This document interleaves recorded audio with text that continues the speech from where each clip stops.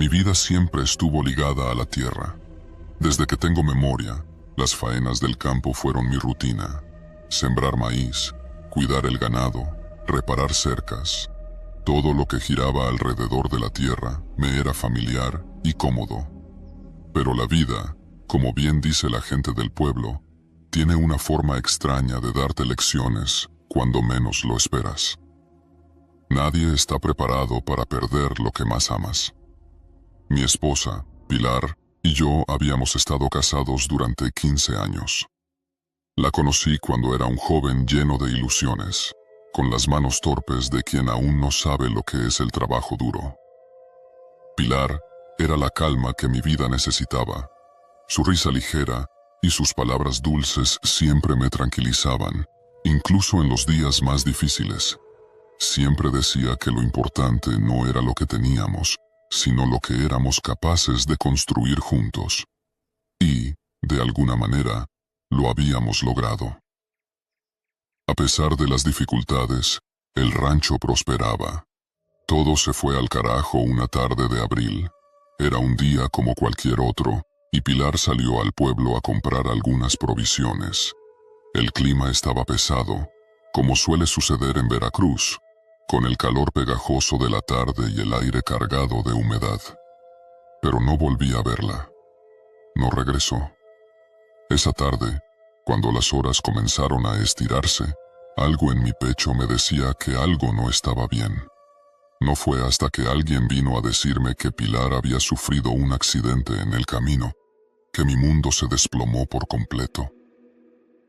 Ella viajaba en su bicicleta, como solía hacerlo, cuando un camión de carga la arrolló. La golpeó tan fuerte que, aunque los paramédicos llegaron rápido, nada pudieron hacer. El dolor, en esos primeros días, fue tan grande que me costaba respirar. Mis manos temblaban al hacer las tareas que siempre hacíamos juntos.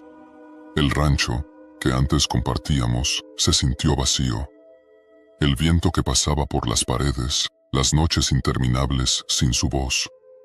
Todo me recordaba que ella ya no estaba. A veces sentía su presencia en la casa, como si todavía estuviera allí, caminando por el pasillo o sentada en su silla del comedor. Pero todo era una ilusión. Pilar se había ido, y yo, por más que trataba de convencerme de que podía seguir adelante, sabía que algo había cambiado para siempre. Fue en las primeras semanas después de su muerte que comencé a escuchar los ruidos. Al principio, pensé que era mi mente jugando trucos conmigo. Después de todo, no había nada más normal que escuchar los crujidos de la casa antigua, las puertas que se movían con el viento, o el sonido de los animales que rondaban en la oscuridad. Pero no eran esos ruidos. Eran otros, más extraños, más cercanos, como si alguien estuviera caminando dentro de la casa. Al principio, solo los escuchaba de noche. A menudo me despertaba de madrugada, con la sensación de que algo se movía en la casa, pero al levantarme y revisar, todo estaba en orden. No había nadie. Sin embargo, los ruidos persistían. Comenzaron de manera sutil. Un arrastre de pasos en el pasillo, como si alguien estuviera caminando descalzo sobre las losas frías. Después, comenzaron a ser más evidentes. Puertas que se cerraban solas, sillas que crujían, y un susurro apenas audible en las paredes. Era como si alguien que no podía ver, estuviera en la casa conmigo. El primer noche que los ruidos fueron demasiado evidentes ocurrió una semana después de su entierro. Me levanté, como siempre, al escuchar el sonido de la madera crujir. Pensé que era el viento o los animales. Me levanté de la cama, con los músculos adormecidos por el cansancio, y me dirigí hacia el pasillo. Ahí fue cuando lo escuché de nuevo. El sonido de pasos, pero ahora más cercanos, y mucho más fuertes. Como si alguien estuviera caminando justo detrás de mí. Giro rápidamente, con el corazón en la garganta, y me encuentro solo. Solo la luz tenue de la lámpara de aceite ilumina el pasillo. Mi respiración se hace más agitada. «Es la mente», me dije. Es el dolor, la pérdida, la tristeza. Pero no me convence. Cada vez que recorría la casa, podía sentir una presencia. En el comedor, en la cocina, en la sala, parecía que la casa estaba llena de Pilar, pero al mismo tiempo vacía. Unos días después, decidí hablar con alguien.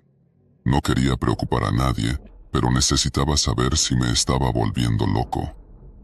Así que fui a ver a la tía Chole, una mujer mayor que vivía en el pueblo, conocida por su sabiduría en cuestiones del campo y, aunque nunca lo había dicho abiertamente, por sus creencias en cosas que la mayoría de la gente prefería ignorar. Me senté en su modesta casa, frente a una taza de café bien cargado, y le conté lo que había estado experimentando. «Esos ruidos no son de este mundo», me dijo, mirando fijamente al fondo, como si pudiera ver algo que yo no podía. «¿Qué quieres decir?», le pregunté, sintiendo cómo un escalofrío recorría mi espalda. «Hay cosas que no entendemos, Teófilo. La muerte tiene muchos caminos. A veces lo que queda no es solo el cuerpo, sino algo más. Algo que no se va, que no puede descansar. Tal vez Pilar no está en paz. Tal vez la casa está atrapada con su dolor. Pero, ¿qué hago?», pregunté, sintiéndome más perdido que nunca. «No lo sé», respondió la tía Chole, con una mirada pensativa. «Pero lo que sea que la esté llamando, lo debes enfrentar, hijo. No la dejes quedar atrapada en su tristeza». Esas palabras me siguieron días después, cuando los ruidos volvieron, más fuertes que nunca. Esa noche, la sensación de que alguien me observaba fue tan intensa que decidí quedarme despierto, esperando a escuchar algo que me diera una respuesta. Los ruidos comenzaron a las 3 de la mañana, como siempre, pero esta vez se sentían más cercanos, más intensos. No eran solo pasos, había algo más, una respiración, como si alguien estuviera justo detrás de mí. Mi cuerpo se tensó, no podía moverme. Sentía cómo el aire se volvía denso, como si algo me presionara el pecho. Finalmente, me levanté, con el corazón a punto de estallar. Armado con mi linterna, recorrí la casa, una vez más. Abrí la puerta del cuarto de Pilar. Todo estaba en orden, todo igual, pero una sensación extraña me invadió. Fue como si el aire estuviera cargado, como si una sombra invisible me estuviera observando. La última vez que los ruidos ocurrieron fue una noche lluviosa, en la que el viento golpeaba las ventanas con fuerza. Esa noche, decidí que debía enfrentar lo que fuera que estaba ocurriendo. De alguna manera, sentí que Pilar aún me llamaba, que su espíritu estaba atrapado en nuestra casa, incapaz de descansar. Me armé de valor y, en medio de la tormenta, me dirigí al pequeño altar que Pilar había construido en su cuarto. Colocaba allí sus ofrendas, su incienso, sus pequeños recuerdos. Yo nunca entendí por qué, pero era algo que ella hacía por devoción. Encendí una vela frente a la foto de Pilar. La habitación se llenó con la luz cálida de la llama. Me arrodillé y con el alma pesada, susurré: «Pilar, si estás aquí, si no has podido descansar, por favor, dímelo. No quiero que sigas sufriendo, pero tampoco sé qué hacer. Ayúdame, te lo pido». Estuve allí, en silencio, por lo que me pareció una eternidad, hasta que los ruidos volvieron. Pero esta vez no fueron ruidos de miedo, no eran pasos ni susurros. Fue el sonido de una puerta abriéndose lentamente, la puerta del dormitorio de Pilar. No estaba cerrada, no la había cerrado. El corazón me dio un vuelco. Caminé lentamente hacia la puerta, temiendo lo que pudiera encontrar, pero al entrar, lo que vi me dejó sin palabras. La habitación estaba vacía, como siempre, pero la atmósfera era distinta, más ligera, como si algo se hubiera liberado. Y en ese momento, comprendí. Pilar ya no estaba atrapada en ese lugar. Había encontrado la paz. Los ruidos desaparecieron esa noche y nunca más volvieron. Desde entonces, la casa volvió a ser tranquila. La tierra sigue trabajando, y aunque mi corazón aún guarda un dolor profundo por su pérdida, sé que Pilar está en paz. Tal vez nunca entendí completamente lo que sucedió, pero ahora sé que algunas presencias no son más que un eco del amor que dejamos atrás. Un amor que, finalmente, puede descansar.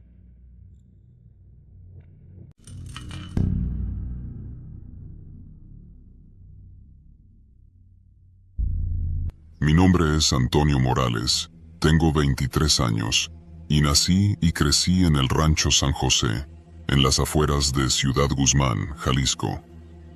Desde que tengo uso de razón, he trabajado la tierra.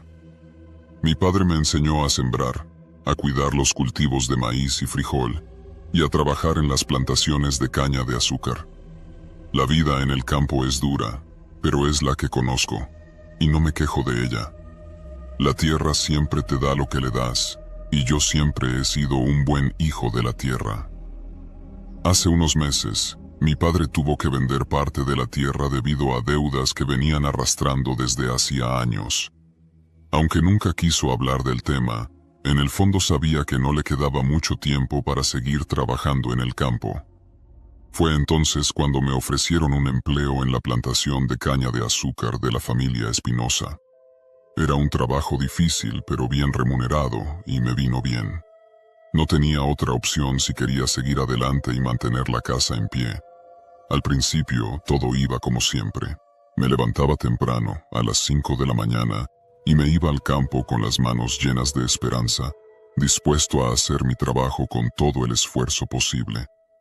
Las jornadas eran largas, de sol a sol, y mis compañeros, en su mayoría, eran hombres mayores, de esos que han trabajado toda su vida en la caña y tienen los músculos endurecidos por años de esfuerzo. Pero yo era joven, y mi cuerpo aún no se había adaptado completamente a las exigencias del trabajo. La plantación era enorme, miles de hectáreas de caña que se extendían hasta donde alcanzaba la vista. Los machetes brillaban bajo el sol mientras cortábamos las cañas y las dejábamos amontonadas en montones para luego ser transportadas a la molienda. Los días pasaban uno tras otro, sin mucho que destacar. Al principio, solo había fatiga y sudor, pero después de un par de semanas, algo comenzó a cambiar. Una tarde, cuando el sol ya comenzaba a ponerse y los últimos rayos dorados tocaban las cañas, me ocurrió por primera vez. Estaba trabajando cerca del río que atravesaba la plantación. Me habían encargado cortar las cañas en una franja muy húmeda, donde el terreno se volvía fangoso por la cercanía del agua. Ya llevaba varias horas allí, cortando y amontonando, cuando noté algo raro. Mi machete, el que siempre llevaba conmigo, el mismo que mi abuelo me había dado cuando era un niño, comenzó a pesarme más de lo normal. Al principio, lo ignoré. Pensé que era el cansancio, pero pronto me di cuenta de que algo no estaba bien. Cada vez que intentaba cortar, el machete parecía detenerse por un momento antes de hacer su trabajo. Era como si estuviera chocando contra algo invisible. Me detuve, miré a mi alrededor. Nada. El campo estaba en completo silencio, salvo el sonido del río que fluía suavemente. Decidí seguir trabajando, pero fue entonces cuando lo noté de nuevo. Esta vez, el machete no solo se detuvo, sino que lo sentí moverse en mis manos, como si algo lo estuviera manipulando. Lo solté, y el machete cayó al suelo con un golpe sordo. Me agaché a recogerlo, y vi que la hoja estaba perfectamente afilada, como si hubiera sido afilada por alguien en ese mismo instante.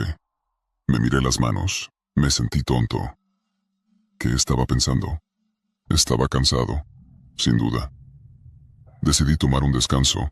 Me senté en una piedra, y mientras observaba la plantación, vi a mis compañeros trabajar más allá. No parecía que nada fuera raro, pero sentí esa sensación en el aire. como si alguien estuviera observándome, como si la tierra misma estuviera vigilando cada uno de mis movimientos. Esa noche llegué al rancho agotado, como siempre. Mi madre me sirvió la cena y trató de hablar conmigo, pero yo no podía concentrarme. Algo en mi cabeza daba vueltas. ¿Fue mi mente que me jugó una mala pasada? Tal vez, pero algo en mí me decía que no. Los días siguientes fueron aún más extraños. Al principio pensé que era casualidad, pero luego empecé a notar patrones. Los machetes, mis herramientas de trabajo, comenzaban a moverse solas. Ya no era solo el machete, las azadas, las palas, los cuchillos para cortar caña. Siempre que volvía a mi lugar de trabajo, las herramientas parecían haber sido movidas, a veces ligeramente, pero otras veces de forma drástica, como si alguien las hubiera usado mientras yo no estaba mirando. Una tarde, mientras trabajaba con Javier, uno de los hombres más viejos de la plantación, noté que él también parecía estar nervioso. Javier nunca se mostraba asustado, siempre tenía una sonrisa tranquila en el rostro, pero esa vez estaba callado, como si algo lo inquietara. Decidí preguntarle: Javier, ¿te has dado cuenta de que las herramientas están moviéndose? Él me miró, como si me hubiera estado esperando a que dijera algo. No solo tú lo notas, Antonio, yo también lo he visto, pero no sé qué es. No quiero hablar de eso. ¿De qué hablas? Hace años, cuando era joven, escuché historias de estos campos. Dicen que hay algo en la tierra, algo que se mueve con el viento, algo que no deberíamos invocar. Pero no quiero hablar de eso, muchacho. Nadie debe hablar de esas cosas. Me quedé en silencio, no sabía qué responderle. Durante el resto de la tarde no pude dejar de pensar en sus palabras. ¿Qué era lo que había en esta tierra? Mi mente no dejaba de dar vueltas a esas historias que mi madre me contaba de niño, sobre las leyendas de los campos, sobre los espíritus que rondaban las tierras de los campesinos. Nunca les presté mucha atención, pero ahora algo me decía que esas historias no eran simples cuentos. Esa noche, mientras descansaba en mi cama, algo me despertó. No sé qué hora era, pero escuché el sonido de algo arrastrándose cerca de la ventana. Me levanté rápidamente, mi corazón acelerado, y miré fuera de la casa. No vi nada, solo la oscuridad del campo. Pero luego lo sentí, una presencia, como si alguien estuviera allí, observándome. Salí al patio, y al mirar hacia el campo, vi algo que me heló la sangre. Una figura se movía entre las cañas, una sombra que parecía deslizarse sin hacer ruido. Mi primer instinto fue correr hacia la plantación, pero algo me detuvo. Mis piernas no respondían, como si una fuerza invisible me estuviera reteniendo.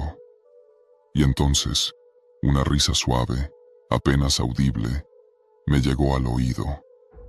Una risa extraña, como si el viento estuviera hablando.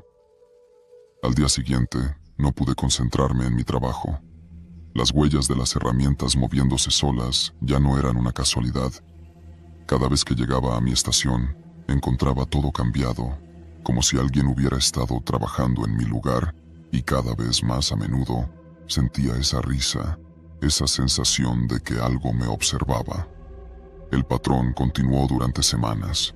Las cañas, que normalmente cortábamos en orden, parecían estar cortadas de forma extraña, como si se hubiera hecho un trabajo rápido e irregular en la noche. A veces, en el campo, encontraba mis herramientas fuera de lugar, a veces enterradas en el barro, como si alguien quisiera que las buscara.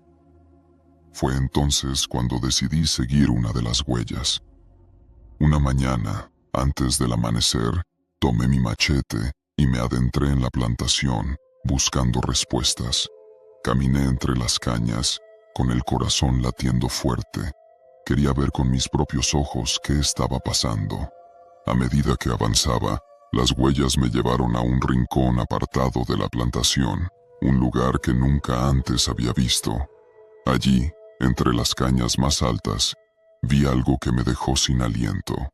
Una pequeña choza de madera, casi oculta, rodeada por un círculo de piedras viejas. No sabía cómo no la había notado antes. La choza estaba en ruinas, con el techo derrumbado, pero dentro, algo brillaba débilmente. Me acerqué lentamente. No sabía qué esperar, pero algo me impulsó a entrar. Al hacerlo, una sensación de frío me envolvió. Dentro no había más que polvo y escombros, pero al fondo, sobre una mesa de madera rota, vi algo que hizo que mis piernas temblaran. Un machete, el mismo machete que había perdido hacía semanas. Estaba allí, brillando bajo la luz tenue que se filtraba por las grietas del techo. Algo me susurró al oído, una voz baja, suave, como un viento que se cuela entre las cañas. No debiste venir. De repente, el machete se levantó solo, como si una mano invisible lo hubiera tomado. Me paralicé de miedo. No pude moverme, no pude gritar. Entonces, el machete cayó al suelo con un sonido sordo, y el campo alrededor de la choza se volvió más oscuro, como si la luz se estuviera apagando. Todo a mi alrededor empezó a desmoronarse. Salí corriendo de allí, sin mirar atrás. No sé cómo llegué de vuelta a casa, pero algo en mí sabía que no debía volver a la plantación. Lo que sea que habite allí, entre las cañas, no es de este mundo. Nunca más regresé a ese campo. Dejé el machete en la entrada y jamás volví a trabajar la caña. La tierra me había dado todo lo que podía, pero esa tierra, esa plantación, no me pertenecía, y ya no quería ser parte de sus secretos.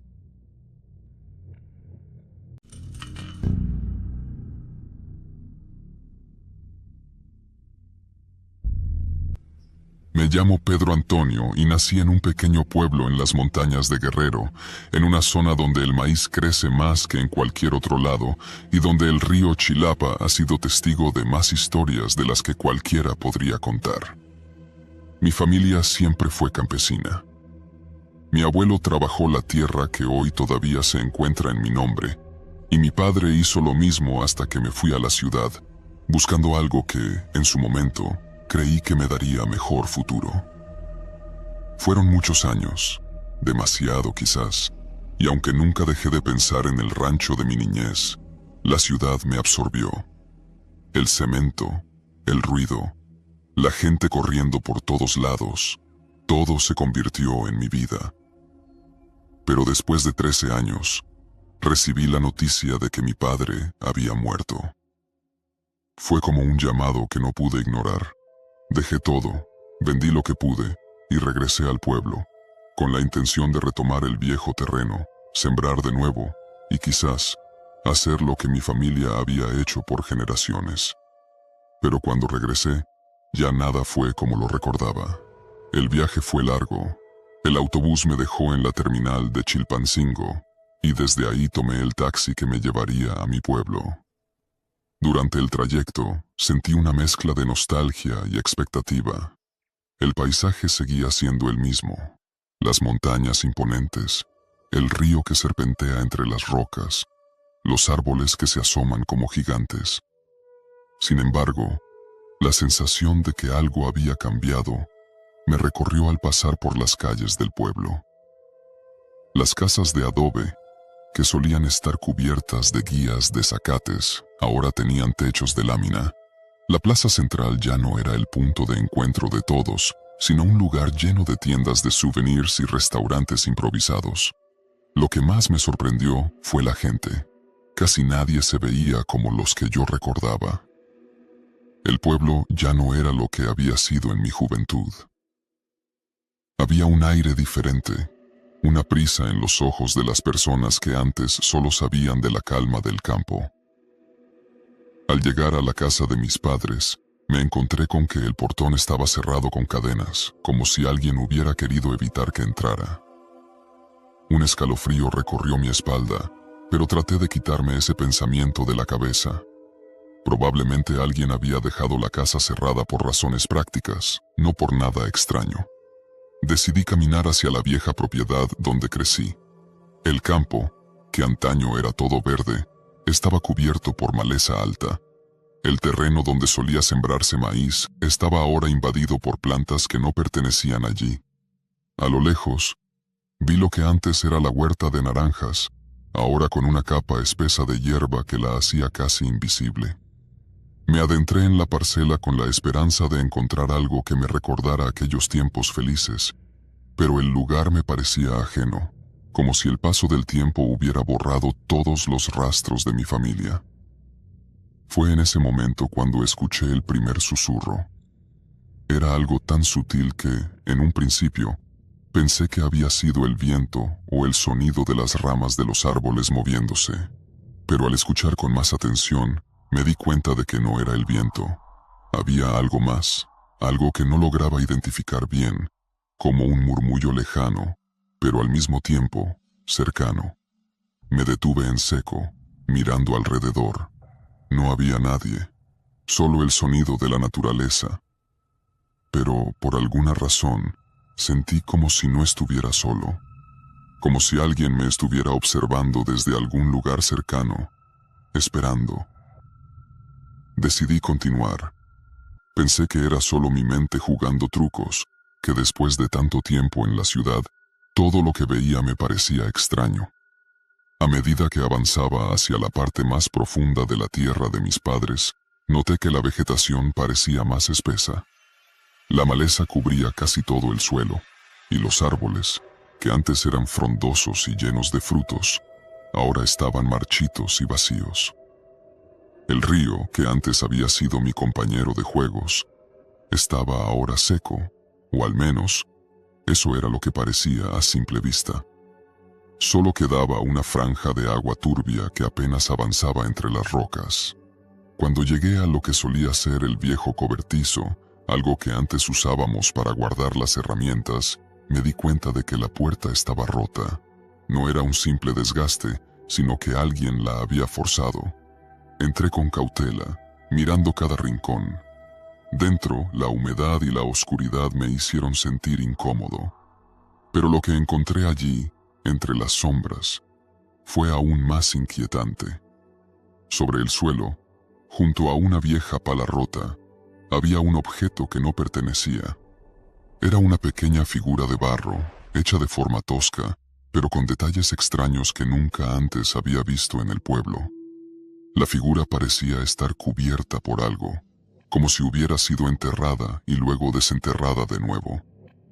Sus ojos estaban vacíos, y su rostro tenía una expresión casi humana, pero distorsionada, como si algo lo hubiera deformado. Me estremecí al verla. Nunca había visto algo así en mi vida, ni siquiera en los mercados cercanos. Salí rápidamente del cobertizo y me dirigí hacia la orilla del río, buscando algo familiar, algo que me diera respuestas. Pero cuando llegué, vi algo que me dejó helado. No era solo el río el que estaba alterado. A lo lejos, en las rocas, había marcas. No eran simples huellas de animales, sino huellas humanas, pero con una peculiaridad. Eran profundas, como si algo muy pesado hubiera pasado por ahí.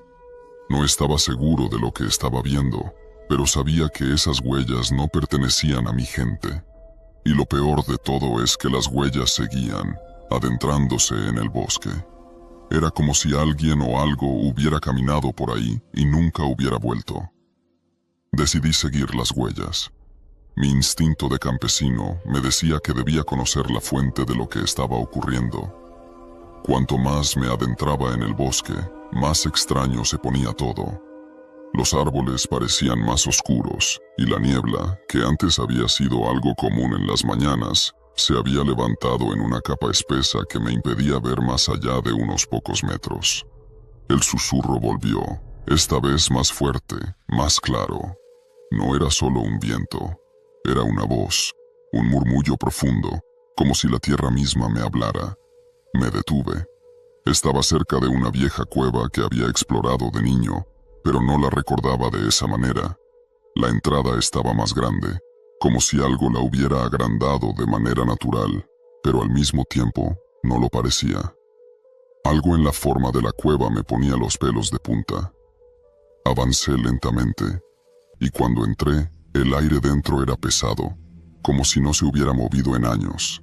Dentro de la cueva, encontré más figuras de barro, esparcidas por el suelo. Algunas estaban rotas, otras completas, pero todas con ese mismo aire extraño, como si hubieran sido hechas para algo más que simple adorno. De repente, sentí que ya no estaba solo. La luz que entraba por la entrada de la cueva empezó a apagarse y un frío intenso me envolvió. La sensación de ser observado volvió, esta vez más fuerte. Al girarme, vi una figura en la penumbra. Era humana, pero su silueta estaba borrosa, distorsionada. La figura no se movía, solo me miraba. Intenté hablar, pero no podía. Mi voz se ahogaba en el aire espeso de la cueva. De un momento a otro, la figura desapareció en la oscuridad, dejando tras de sí solo el eco de su presencia. Corrí fuera de la cueva, sin mirar atrás, y cuando salí al aire libre, el sol ya había comenzado a ponerse. El pueblo parecía más lejano, más extraño que nunca. Las huellas seguían en el suelo, pero se desvanecían en la maleza, como si nunca hubieran existido. Desde ese día, el pueblo no ha dejado de sentirse diferente. La gente, los árboles, la tierra misma, todo parece estar marcado por algo que no puedo comprender. Quizás siempre hubo algo allí, algo que me era invisible cuando era niño. Pero ahora, después de tantos años, lo he descubierto. Ya no regreso al campo. No puedo. Lo que encontré allí no era solo la huella del paso del tiempo, sino algo mucho más antiguo, algo que ha estado esperando en las sombras de las montañas, bajo el susurro del río. Y aunque he intentado olvidarlo, esa sensación de ser observado, de estar en el lugar equivocado, no me deja en paz. Mi tierra ya no es la misma. La verdad es que tal vez nunca lo fue. Me llamo Matías, y decidí contar esta historia porque todavía sudo frío cada vez que el viento silba entre los maizales de nuestra comunidad. Trabajo como jornalero en un pequeño ejido al norte de Guanajuato. Mi familia se ha dedicado a la milpa desde hace generaciones. Crecí creyendo que conocía cada surco y cada vereda de estas tierras, pero una sola madrugada bastó para enseñarme que, en el corazón del campo, se esconden horrores más oscuros que cualquier callejón de ciudad. Todo comenzó una noche de agosto, en plena temporada de riego. Las lluvias no llegaban, y el compadre Adrián, encargado del pozo, me pidió ayuda para mantener abiertas las compuertas toda la madrugada. Si el agua dejaba de correr, perderíamos la mitad de la cosecha. Acepté porque necesitaba el dinero extra y porque, en el fondo, me sentía orgulloso de sostener la herencia de mi abuelo. Llegué a la noria a eso de las 10. El motor diésel resoplaba como bestia cansada, y el aire estaba empapado con ese olor a tierra recién removida que uno aprende a amar. Adrián me explicó que él rondaría los potreros y que yo debía asegurarme de que los canales no se atascaran con hierbas. Me dejó una linterna, un machete y un viejo radio de pilas que, juraba, nunca fallaba. La primera hora pasó sin novedad, solo el croar de los sapos y el zumbido de los insectos. A las 11:30, sin embargo, vi que la lámpara de queroseno junto al tanque se apagó de golpe. Un ventarrón podía explicarlo, pero aquella noche el aire estaba quieto, pesado.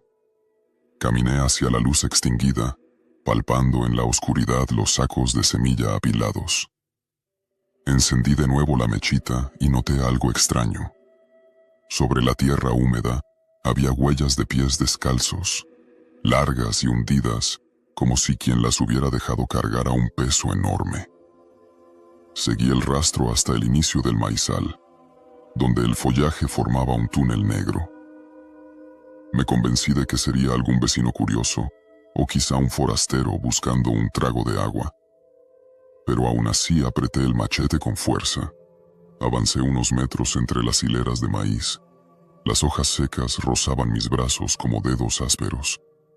Fue entonces cuando escuché el primer lamento, un quejido grave, casi gutural, que vibró en la tierra. Me detuve. El radio lanzó un chasquido y murió, dejando un silencio denso y absoluto. Llamé a Adrián por su nombre, pero solo me respondió un murmullo lejano que no parecía humano, una mezcla de respiración ahogada y crujir de tallos. Sentí que el pulso me golpeaba en la garganta. Retrocedí hasta el claro de la noria. El motor seguía funcionando, pero el agua ya no corría por los canales. La compuerta principal estaba cerrada. Me acerqué a examinarla y encontré, clavado en la madera hinchada, un trozo de alambre oxidado enredado con algo que, al tacto, parecía pelo mojado. Tiré despacio. Era una madeja oscura, grasienta, imposible de pertenecer a un animal del campo. La arrojé al suelo con repulsión. A medianoche la luna se escondió detrás de nubes pardas. Todo quedó tan negro que solo distinguía la silueta del viejo espantapájaros que mi abuelo erigió años atrás, plantado a unos 20 metros. Siempre había estado inclinado, con el sombrero de paja roto. Sin embargo, juraría que en ese instante lo vi erguirse un poco, como si algo invisiblemente tenso lo empujara desde el vientre. Pensé que era la paranoia, o la linterna jugando con sombras, pero el escalofrío que recorrió mi espalda no era imaginación. Encendí el motor auxiliar para desahogar el canal y me agaché a limpiar hojas. Al incorporarme, escuché pasos suaves chapoteando en el agua detrás de mí. Giré la linterna. Nada. Solo la corriente turbia y el bamboleo de los surcos inundados. Tomé aire y quise convencerme de que era un tlacuache. Minutos después, las ranas callaron de golpe. El silencio total me aplastó los oídos, hasta que ese gemido volvió, ahora más cercano, justo a mis espaldas. Cuando volví la cabeza, la luz reveló algo que me cortó el aliento.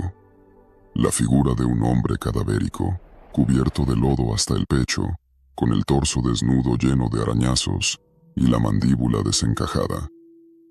Sus ojos parecían dos pozos vacíos repletos de agua sucia. Avanzaba con movimientos rígidos, hundiendo los pies en el fango. A cada paso dejaba un rastro de pelo negro enredado entre la hierba. No recuerdo haber gritado. Creo que el terror me selló la voz. Corrí hacia la camioneta donde guardábamos los bidones de diésel, pero la puerta estaba asegurada con candado. Sentí entonces un aliento frío en la nuca y tropecé entre los costales. Al caer, la linterna rodó varios metros y se apagó. Quedé a oscuras. El silencio se rompió con un crujido de tallos quebrados. Esa cosa se movía a mi alrededor, oliéndome como animal herido. Tanteé el suelo hasta encontrar el machete. Lo levanté y di un tajo al aire. El filo golpeó algo blando y escuché un chillido que me heló la sangre, mitad humano, mitad bestia.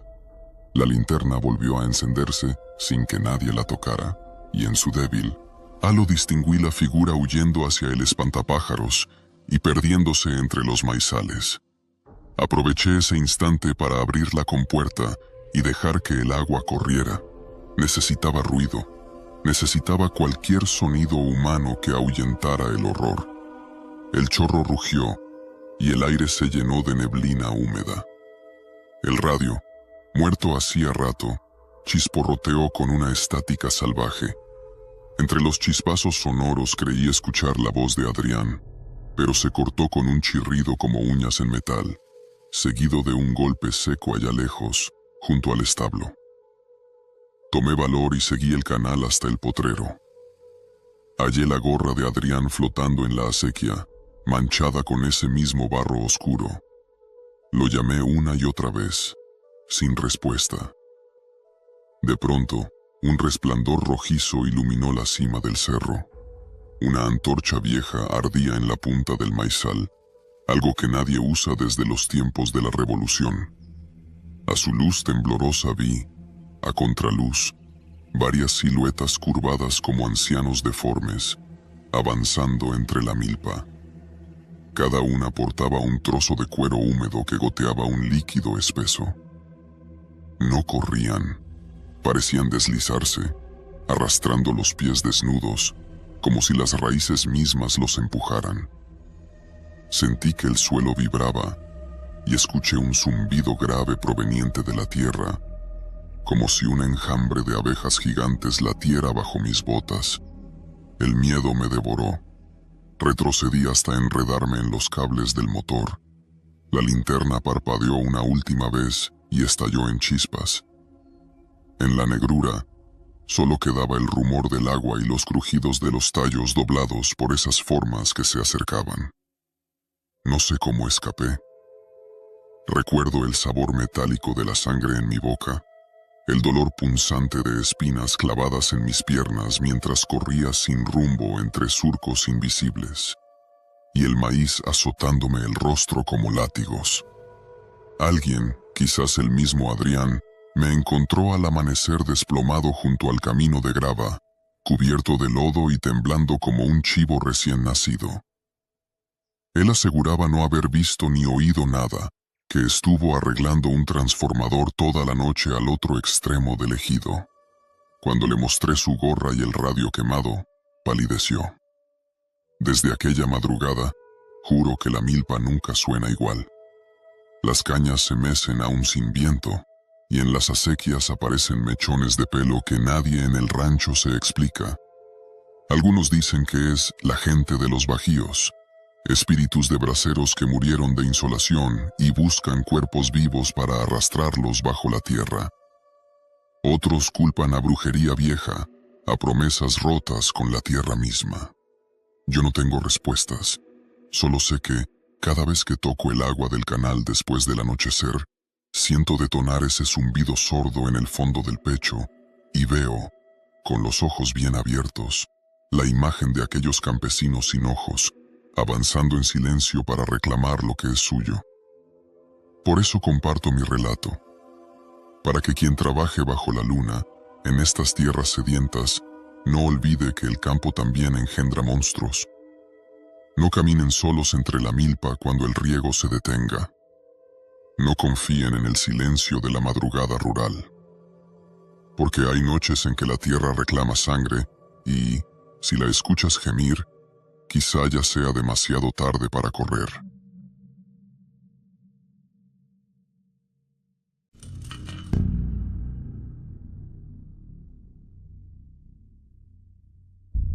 Me llamo Julián y he decidido contar lo que pasó porque, desde aquella noche, el canto de los grillos entre los surcos me eriza la piel y ya no puedo mirar mis propias parcelas sin sentir que algo se mueve detrás de las matas de maíz. Trabajo la tierra en un ejido perdido entre los cerros de la Mixteca. Cultivo milpa y pastoreo unas cuantas cabras. Todo cambió cuando comenzó la temporada de riego nocturno. El agua del canal solo llega de madrugada y toca a los últimos en la lista abrir compuertas mientras el pueblo duerme. Aquella vez me tocó a mí. Eran casi las 2 de la mañana cuando salí en mi vieja motocicleta. La luna apenas asomaba y la brecha de terracería era una línea de lodo y piedras sueltas que crujían bajo las llantas. A ambos lados se levantaban los maizales, altos y densos, formando paredes que bloqueaban el viento y tragaban la poca luz que había. Llevaba una lámpara en el manubrio y un machete colgado en la espalda, no por superstición, sino por si algún coyote se acercaba a las crías de cabra que andaban sueltas en el cerro cercano. El canal principal, Queda a unos 3 kilómetros del caserío. A mitad del trayecto, noté algo raro. Los luciérnagas que normalmente iluminan la vereda no se veían. El aire olía a tierra recién volteada, como si alguien hubiera cavado fosas en la oscuridad. Seguí adelante convencido de que solo era la humedad, hasta que, de improviso, distinguí luces rojas parpadeando entre los surcos. Apagué la moto y escuché un motor estacionado unos metros más adelante. Al enfocar la lámpara, me di cuenta de que era una camioneta vieja sin placas, camuflada con ramas. La batea estaba vacía, pero el suelo alrededor mostraba surcos anchos, como si hubieran arrastrado algo pesado. Sentí un cosquilleo desagradable.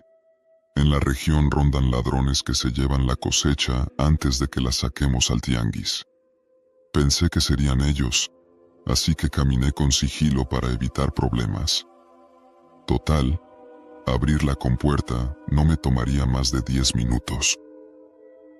Cuando me acerqué al borde del canal, vi huellas frescas de botas dirigirse hacia la milpa de don Filemón, vecino que tenía fama de esconder costales de mazorca en un cobertizo a medio campo. El pensamiento me revolvió el estómago. Si estaban saqueando, quizá no querían testigos. Me agaché y avancé entre las hileras, cuidando no pisar las hojas secas. El viento arrastraba murmullos lejanos. No lograba entender si eran voces o el roce de las hojas, hasta que el sonido se volvió un quejido gutural, sofocado, como el balido enfermo de una cabra. Alumbré con la lámpara y lo que vi me heló la sangre. Un bulto humano envuelto en costales y atado con alambre, tirado al borde del surco. Me acerqué creyendo que quizá aún respiraba. El rostro, cubierto de tierra, tenía los ojos abiertos. En la poca luz, noté que la boca estaba llena de mazorcas verdes, metidas a la fuerza. No supe si jadeaba o si el aire escapaba por algún corte en el cuello. Quise sacar el machete, pero mis manos temblaban. Entonces escuché un chasquido metálico detrás de mí. Al voltear, una silueta alta vestida con overol oscuro apuntaba una linterna directa a mis ojos.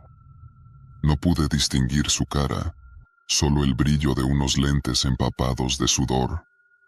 «No debiste venir, compa», dijo con voz ronca, y el haz de luz reveló otros 2 hombres, ambos con capuchas y guantes de hule manchados de un líquido negruzco que olía a fertilizante podrido. Traían picos y costales vacíos. No esperé a dialogar.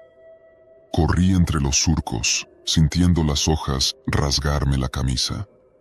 Detrás de mí se oían pisadas y el chocar de metal contra piedra. Tropecé con un surco profundo y caí. La lámpara rodó dejando destellos que pintaron sombras retorcidas por todas partes. Antes de que pudiera levantarme, una mano áspera me sujetó del tobillo. Lancé una patada al aire y me zafé, pero el machete cayó lejos. Me levanté a ciegas y eché a correr hacia el canal, único tramo despejado. El rumor del agua chocando contra la compuerta me guió. Salté la zanja y me interné en el maizal del otro lado. La maleza era tan espesa que apenas podía abrirme paso. Cada hoja me cortaba la piel como si estuviera afilada. Detrás, se escuchaban los hombres discutiendo a gritos. Uno de ellos, con voz chillona, decía que no podían dejarme vivo. El más grave contestó que me usaríamos igual que al otro. Comprendí entonces que el campesino amordazado había sido carnada para quien se acercara a curiosear. La oscuridad se volvió absoluta al nublarse la luna. Me detuve tratando de recuperar el aliento y escuché algo moverse a pocos metros. Un murmullo húmedo, como si alguien mascullara grano crudo. Apunté la luz del celular, lo único que me quedaba. y un reflejo amarillento me devolvió la mirada. Había otro cuerpo, esta vez colgado de un árbol pequeño.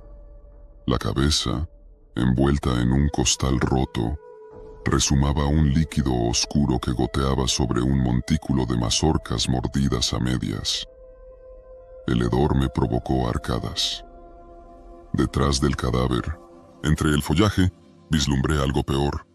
Decenas de costales llenos, apilados cuidadosamente en un círculo, y encima de ellos, ramas secas formando una especie de altar. Parecía un ritual macabro para bendecir la cosecha robada. No tuve tiempo para procesar nada. Un golpe seco en la nuca me tiró de rodillas. Uno de los hombres me había alcanzado. Sentí el frío del acero rozarme la oreja. Era la punta de una barreta. «Esto es tierra de nadie», susurró, mientras el filo me abría un surco en la piel. «Si hablas, te sembramos aquí mismo». El otro sujeto apareció con una lámpara más potente y me cegó. A su luz distinguí por fin sus botas. Estaban cubiertas de sangre y granos de maíz pegados como si fuera engrudo. Casi al instante, un tercer hombre gritó algo desde la camioneta, que alguien venía por el camino, y los dos se sobresaltaron. Aproveché el instante. Me giré, clavé mis uñas en la cara del que me sujetaba y salí corriendo entre los costales. Un machetazo pasó silbando sobre mi hombro y partió un tallo grueso. Sentí la lluvia de granos frescos golpeándome la espalda. Corrí hasta el canal y me arrojé al agua fangosa. La corriente era baja, pero el lecho estaba lleno de piedras resbalosas. Me rasgué las piernas tratando de mantenerme bajo para que no me vieran. Escuché disparos. El agua salpicó cerca y pedazos de lodo me cubrieron la cara. Seguí arrastrándome río abajo hasta pasar un viejo tubo sifón donde la maleza colgaba como cortina. Ahí me quedé, temblando, con el pecho hundido en el barro y la sangre mezclándose con la corriente. No sé cuánto tiempo pasó. Cuando el silencio volvió, salí del agua y choqué con la motocicleta de un vecino que venía a su turno de riego. Al verme ensangrentado, quiso llevarme al pueblo, pero le rogué que no encendiera la luz ni tocara el claxon. Nos alejamos despacio, con el motor apagado, mientras a lo lejos se oía la camioneta arrancar y perderse entre los cerros. Al amanecer, avisé a la comandancia municipal. Encontraron costales tirados, huellas de llantas y el cuerpo del primer campesino todavía con las mazorcas en la boca. Dijeron que sería asunto de la Fiscalía Estatal, que tal vez se trataba de un ajuste entre guachicoleros de grano. No arrestaron a nadie. Desde esa noche, los ejidatarios evitamos el riego de madrugada. Dejamos que la mitad del agua se pierda antes de jugarle al valiente. A veces, cuando el viento sopla entre los surcos, todavía creo escuchar el rozar de botas y el crujido de costales rasgados. Y aunque sigo sembrando la tierra, cada tallo de maíz me recuerda que, en la oscuridad de la milpa, hay monstruos de carne y hueso dispuestos a cosechar vidas ajenas junto con la mazorca tierna.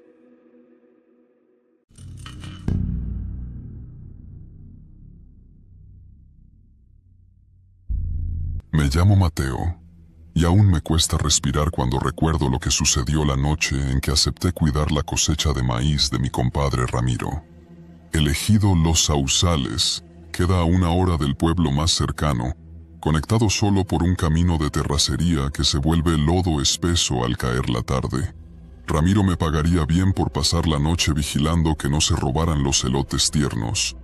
Últimamente habían aparecido huellas de camioneta junto a las milpas, y a 2 vecinos les despacharon media parcela en una sola madrugada. Llegué cuando el sol apenas se escondía detrás de los cerros. El aire olía a tierra mojada y pasto recién segado. Las ranas cantaban en los charcos que había dejado la última tormenta. Ramiro me prestó una linterna grande, un radio viejo de banda corta y su escopeta calibre 20. No llevaba cartuchos, era solo para ahuyentar. Según él, con el sonido del gatillo bastaba. Me instalé en la caseta de lámina que él había armado junto al bordo de riego. Tenía una hamaca, un catre oxidado y una silla de plástico rota. A unos 50 metros empezaba un pasillo estrecho entre las hileras de maíz, de esos que parecen laberinto cuando cae la noche. A las 11, el viento se detuvo. Ni un grillo cantaba, como si el monte se hubiera quedado sin aliento. Encendí la linterna y di la primera ronda. Las hojas secas crujían bajo mis botas, rompiendo el silencio como petardos. A mitad del sembradío encontré varias pisadas recientes. Botas grandes, suela de tractor, que se dirigían hacia el lado opuesto, donde el camino abandonado se adentra al monte. Seguí el rastro hasta topar con las huellas de llanta. Alguien había entrado y salido aquel mismo día. Regresé con el pulso acelerado y avisé a Ramiro por radio. Solo se oyó ruido blanco. Ajusté el dial, golpeé el aparato. Nada. Pensé en largarme, pero la negrura del camino y el compromiso que había hecho me hicieron quedarme. Volví a la caseta y me senté bajo la única bombilla que colgaba de un cable pelado conectado a una vieja batería de coche. El foco titilaba cada tanto, iluminando los sacos de fertilizante que Ramiro almacenaba ahí. A eso de la 1, escuché un roce entre las matas, como si pasara algo pesado arrastrándose. Empuñé la escopeta descargada y avancé con la linterna temblando en mi mano. El maizal parecía interminable. Las hojas lamían mi cara y soltaba polvillo que me hacía toser. Otra vez el ruido, más cerca. Alumbré al suelo y hallé una zanja fresca, poco profunda, que atravesaba una hilera entera, como si alguien hubiera pasado un arado a deshoras. Daba vuelta en U y regresaba hacia el camino. Era demasiado recta para ser una madriguera. Entonces percibí un olor amargo, mezcla de sudor rancio y animal mojado. La linterna parpadeó. Un chisporroteo me dejó a oscuras. Escuché una exhalación, justo detrás de mí. Giré con la escopeta alzada y apreté el gatillo vacío. El clic resonó en la nada. Sentí un soplido frío en la nuca y eché a correr sin ver por dónde, abriéndome paso a empellones entre los tallos que se quebraban como huesos secos. Llegué al sendero principal. Las nubes se apartaron un instante y la luna reveló la camioneta de Ramiro estacionada junto a la acequia, con la puerta del conductor abierta. Las llaves colgaban del volante, aún oscilaban, como si alguien acabara de bajarse. Me acerqué despacio y vi manchas de lodo fresco en el asiento. Sobre el piso, la batería que alimentaba la bombilla estaba despedazada, cables arrancados de cuajo. Un golpe seco retumbó a mis espaldas. Algo había caído dentro de la caseta. Corrí y desde fuera apunté la linterna. Parpadeó, pero alcanzó a mostrar una silueta encorvada, demasiado alta para caber erguida. Sus brazos colgaban largos, casi hasta el suelo. El cuerpo parecía cubierto por costales harapientos, empapados y chorreando una baba oscura que se mezclaba con la tierra. La bombilla seguía titilando, lanzando destellos que hacían danzar la sombra contra las paredes de lámina. Reuní valor para gritar que se largara. La cosa alzó la cabeza y vi su rostro, un cráneo huesudo, los ojos hundidos como pozos sin fondo y una sonrisa negra, sin dientes, donde latía algo viscoso. Soltó un gruñido que me atravesó el estómago y avanzó un paso. La lámina se abolló bajo su peso y cayó una costalera entera de fertilizante, levantando una nube blanca que lo envolvió. Aproveché para voltear y correr. Me subí a la camioneta, giré la llave, el motor tosió y se negó a arrancar. El retrovisor me mostró la caseta, nada salía de ella. Por un segundo pensé que aquello había sido alucinación. Entonces el suelo vibró. El maizal se agitó en oleadas, como si un buey furioso embistiera por debajo. El tallo junto a la ventanilla se partió y una mano terrosa se aferró al marco. Los dedos, largos y retorcidos, apretaron el metal hasta hundirlo. Arranqué el motor a punta de acelerones. Las luces apenas alumbraban el camino lleno de lodo. Metí primera y avancé. La mano resbaló, dejando 4 surcos de óxido sobre la puerta.